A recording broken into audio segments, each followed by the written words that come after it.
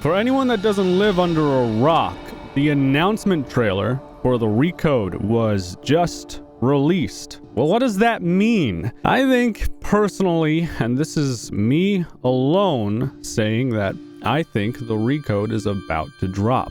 Personally, because this is an official trailer of a lot of what's in the Recode. There's also a lot of what you haven't seen that's also in the Recode that's not in this video. But the general demeanor of this video is, hey, this is the Recode. This is the stuff we have in the Recode, and yeah, everything from new environments to creatures showing their new growth systems with the Triceratops and the Parasaur, sexual dimorphism where you get the idea. They showed us the new Deinosuchus as well as the Deinosuchus at its full growth versus the Tyrannosaurus Rex head-to-head. We saw the new body gore system featuring the Compy. And last but not least, we saw the new Spinosaurus. And also, Carnage Comes Home, along with the Carnage Rex broadcast.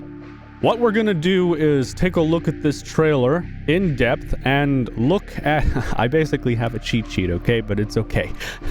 We're gonna see everything people might have missed in this trailer, and we're gonna go from there because there's a lot of little nods in this trailer that people missed, or maybe they just weren't sure what they were. Obviously, we start out with the Isle's official branding, followed by what this actually is, the Isle Project, current redevelopment operations, and the production preview. Now, I want you guys to pay attention and pay very close attention because it's very easy to miss what's happening in this. In the first section, we can see a pteranodon flying down through the sky, and we see that it's changing position. I would believe this is a pteranodon actually flying and not just a model they stuck in the air that was going to glide by. You do see numerous pteranodon. Actually, this one went ahead and went into the forest, or maybe it even went down to land, judging on where I'd seen it. And it's obviously moving at a considerable speed too. But moving on, we see this numerous times in teasers of the pteranodon. Another one right there flying through the sky. And I believe there might have been two, unless it's just a very blurry frame. Okay, yeah, there was only one. But you can see it right there. It's right there. And then boom, it's over in the background. And well, yeah. Now, paying attention in the jungle down in the bottom right, I don't see anything moving, and I thought it would be a great opportunity for them to have a tribal swing on a vine, or climb a tree or something, or a cannibal or something like that. I mean, I thought that'd be kind of cool to do, but obviously this is more so production around the Recode and what they've been doing so far. You can see another pteranodon flies into frame, so they're not shy about trying to get the point across that, hey, there's a lot of pteranodons in the intro sequence. Now, night is actually really different compared to what we usually see in the Isle, and the fact that you can see much more depth. You can see some stars going, but not too much, and I think it's situational compared to, I guess, what cycle the moon is on and stuff like that as well. At least I'm hoping that's the case. Now, obviously, going through here, this is the moon going down in the top left. You're not going to see too much with that, and there's no pteranodon flying right now either. And you can see that looking out at night on the treetops, there is now a very nice brightness given to them that wasn't there in the current version of the Isle, where basically you just couldn't see anything. Actually, I lied. Okay, there is a pteranodon that flies into frame for a second. Zooming through night, there's not too much more that's gonna happen, unfortunately. We do see some stuff falling on the right side of the screen, but I think those are just stars being cast through the clouds, and it's actually a fairly cloudy night. Now, this is the brightest point in the video for the forest, and unfortunately in the treetops, I don't see anything at all. But you guys keep your eyes open, because there could be something that I'm missing. Wink, wink. And obviously another pteranodon right here just flying through the sky doing its own thing. And it looks like this one, yeah, this one just flew off into the distance. Then we move into the beach and the island redevelopment. Now, this was actually one of my favorite scenes. Not my favorite, but one of my favorite, because of the detail and the quality of detail in this. The water looks absolutely incredible. The sand looks amazing. And the footprints obviously look great too in the sand. So obviously we're going to be leaving behind footprints still in the aisle. That's not going to be removed. I don't know if it's going to be part of the scent system or not, but at least we know that we're going to be leaving behind little footsie prints.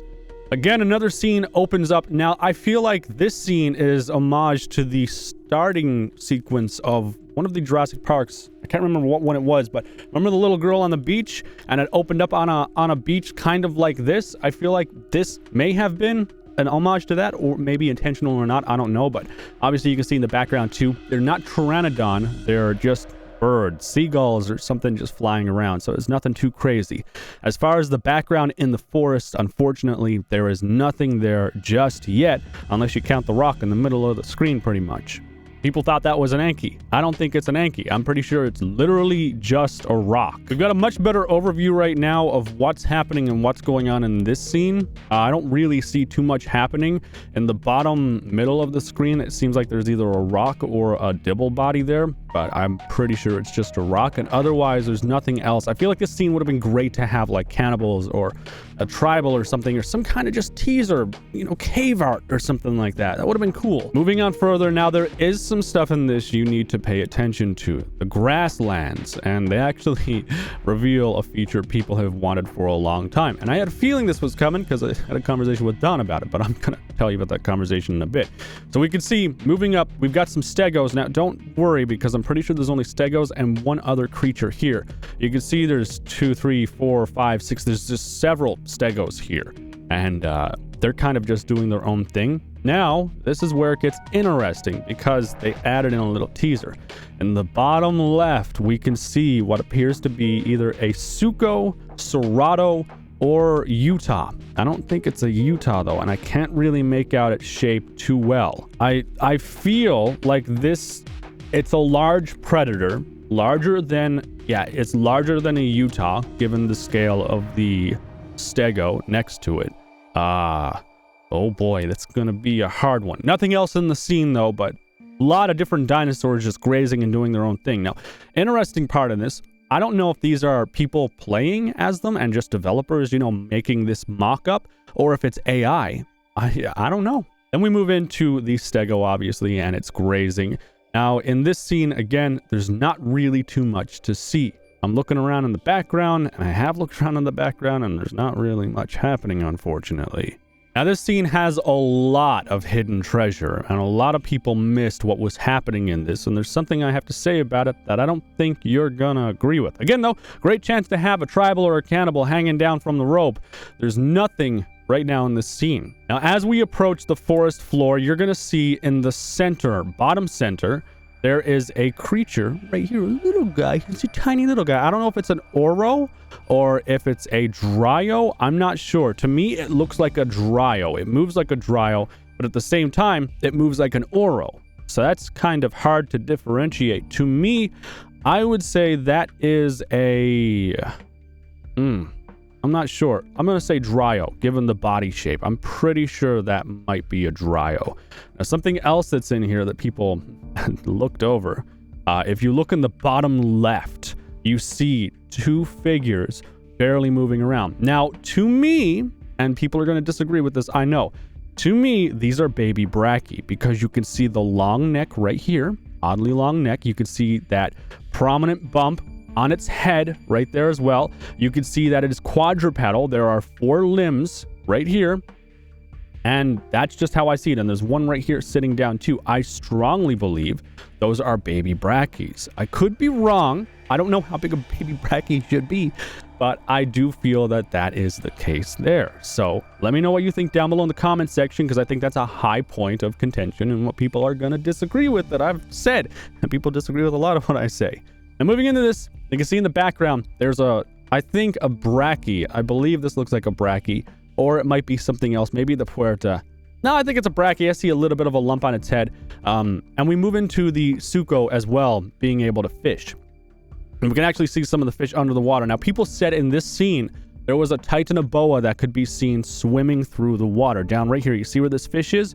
Well, people were saying that a titanoboa can be seen, and that's why the suco doesn't go down for a fish just yet, because the titanoboa is there. But I didn't see a titanoboa. I think it's just a blind claim, and people are seeing what they want to see, and that's just what I think it is at the end of the day. I didn't see a titanoboa, and I've a lot of editing to this footage to make sure I'm not missing anything. I have tools at my disposal to make sure I don't miss stuff. Now we move into the Deinosuchus. Absolutely beautiful creature. I've been following them for a while as they made this creature, and I love it so much. Now, the interesting thing about this is its tail hits the camera right here, and we're going to do some freeze frames now. The tail hits the camera, bam, right there, and the camera goes off track, and then it goes down and you can see the full back end of the Deinosuchus. Nothing too fancy just yet. You go down, nothing else, vegetation underwater. I did look at this too. I didn't see anything in particular that was incredible. I think it was just a transition for them to move into the next scene. But obviously then we get the Rex and the full-grown Deinosuchus as well. Now you can see slow motion still looks just as good as what it did before. And there's Rexy just doing his own thing. Got him nerding out. Nothing in that scene that was hidden though, unfortunately. I want you to pay attention to the left side of the screen. There is a burrow right there, little tiny burrow. So burrowing is still in the game. I'm not sure what would have made that burrow, but that signifies it's either going to be the the taco or the Dryo. I don't think the Oro can actually make a burrow, but that to me is a dead giveaway unless they've given that feature to some other creature or even it's just built into the terrain. But you see the trike does its whole, hey, I'm going through puberty thing, and you know, it just the new growth system is miles ahead of the old system. I think the old system was based off of like 3 different blueprints where they had to set up blueprints for each one. There is something I see floating around up above, but I think it's just a leaf above the trike's head. And then we move into the parasaur as well. Now, I see nothing that's secret, quote unquote secret for the parasaur here, unfortunately.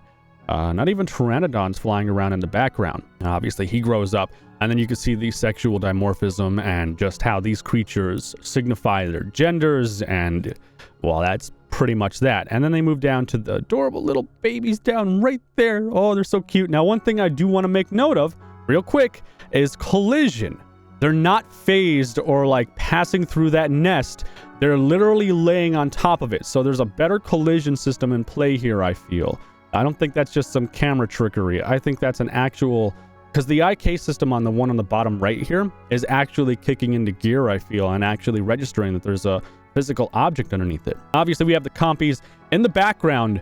I don't think this is a Brachy. I think this is a Chimera, which I didn't expect. I thought the Chimera was going to be scrapped in favor of the Brachy. And also in this scene, remember the gore I had told you about in my last video? Well, this stuff right here, basically, we could see the skull of a trike. So this was the body of a trike, which is freaking crazy. I love that they did that. And obviously the compy's there too. Now, as far as the scene goes, there's a couple things I want to point out. Obviously the compies, and then we have the updated gore models and how these look. The gore itself looks really freaking good. And also obviously the trike skull in the far right. Now on the left, I see a compy eating what looks to be a heart or some kind of like internal organ or something. Maybe I'm wrong. Maybe it's just a bone, but I thought it looked kind of like a heart. Looking at it a little bit more, it might just be a bone that has some meat left on it, but I don't know. It's about the right size, maybe? I'm not an expert in this stuff, but look at this little guy right here, the little stinkers. God, I love it. And then obviously we move into the scene with the Spino, and this is the new Spino, which looks infinitely better than the old one. Now you can see as well, there's pteranodons up right here. They're doing their own thing, just flying around. They are using animations. They're not just T-posts floating through the air. And down on the bottom left, we can see brackies eating from the trees down there as well. That signifies obviously their food source and what brackies are going to be doing. That Spino looks so... oh god, it's so beautiful. And now it falls in line with how the Hypospino looks, and it's not like this super thin creature turning into this giant hulking mess of a monster, you know? And then we move into this stuff right here. Now this gets kind of interesting and it's hard to pause it, but we're gonna get every single little thing right here. So we get the audio line, Apollo engineering, database recovery, operation currently in progress. Now this is where it gets weird because they always love to hide things in these. So there's nothing in this one because this looks like it's a transitional piece that I would use to go to a different frame. And then this right here, for a better tomorrow. And obviously that flashes up for a quick second, and it's very diffused and just really messy. You move into the next one, and we see the Phoenix, not Corporation, Phoenix International. It seems that Phoenix Corporation has been changed, and it may be changed in the lore of the Isle as well. So now Phoenix International is playing a part in some of this stuff. Nothing here, nothing in this frame either, and then it transitions back into more or less just the AE logo. Now this, Carnage Comes Home, is the text. Now this is actually kind of significant because we all know about Primal Carnage Extinction and Primal Carnage, and well, they teased it for a while, and Don actually confirmed that he had a hard drive that had, I think, source files or the actual game itself and all of its assets and everything in this drive. I think this is going to be pretty substantial moving forward because it seems they've restructured a lot of everything, and now they're moving into of what they wanted to do from the beginning, at least what Don wanted to do with doing stuff with Primal Carnage Extinction or Primal Carnage. But guys, that is it for now and everything I have for you on the Recode and all of that fancy stuff. I hope you guys enjoyed this video. It got so tiring for me to spend the last almost year talking about the Recode and waiting for the Recode and just hoping people would buy into me and what I say is going to be worth the wait. To me personally, my opinion is this was totally worth the wait, and there's going to be more than just this that we haven't seen. Now again, the ETA, I don't know. I don't know when this is coming out, but it would leave me to like this trailer. I mean, this is literally the reveal trailer of the Recode and like different aspects in the Recode. So this is only time's gonna tell, guys. Like, I don't know, maybe we'll have a really Merry Christmas. Maybe. I hope. But no, in all seriousness, I've been covering this game since it started on day one on Steam, and I've loved this game so much, and seeing where it's come from and where it's going, given all of the hiccups they've had in the process, I am so just blown away with how things have changed. All right, guys. Let me know your thoughts down below. If I missed anything, well, then let me know as well, and I will see you in the next one.